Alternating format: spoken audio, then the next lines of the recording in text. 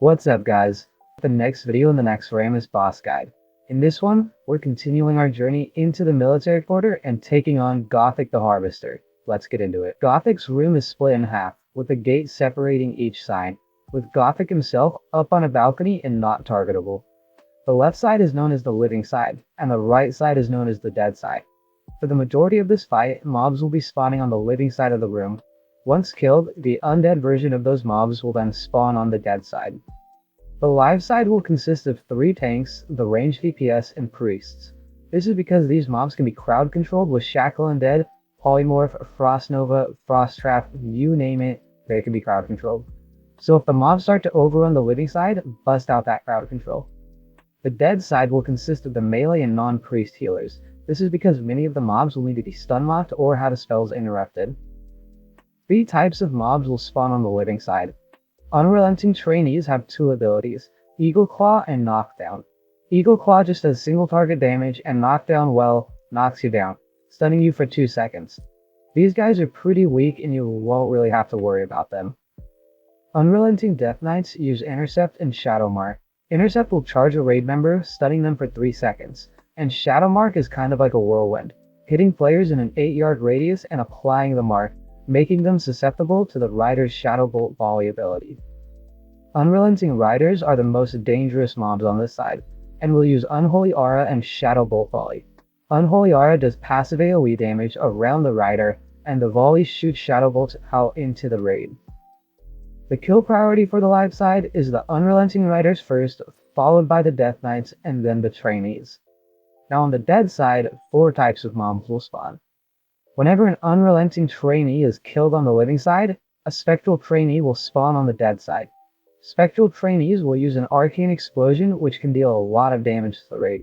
These guys don't have a lot of health and can be stunned, so stun lock them and burn them down. When an unrelenting Death Knight goes down, a spectral Death Knight on the dead side will spawn.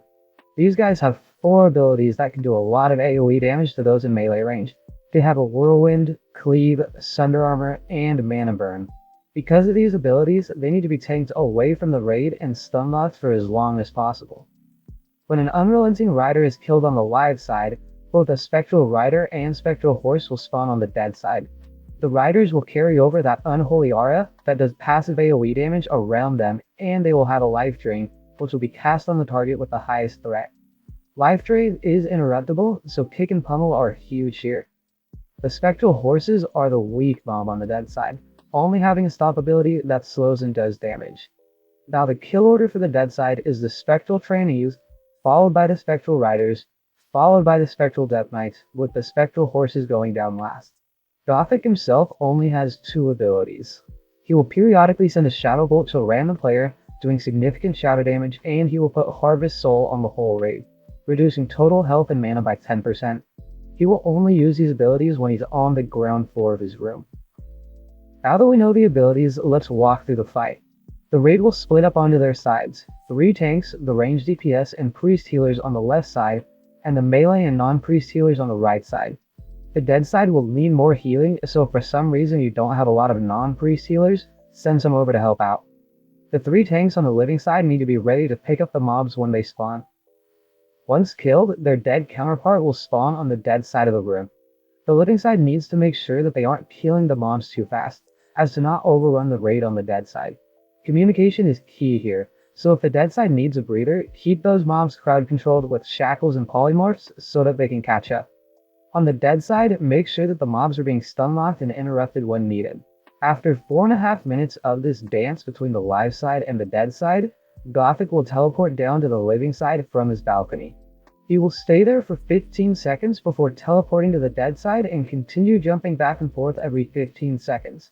Once he gets down to 30% health, the middle gate will open up and the raid can finally join back together and DPS the boss down. And that's about it. Rinse and repeat till the boss is dead. There you have it guys, Gothik the Harvester is no more. If you like this video, hit that like button, hit that subscribe button,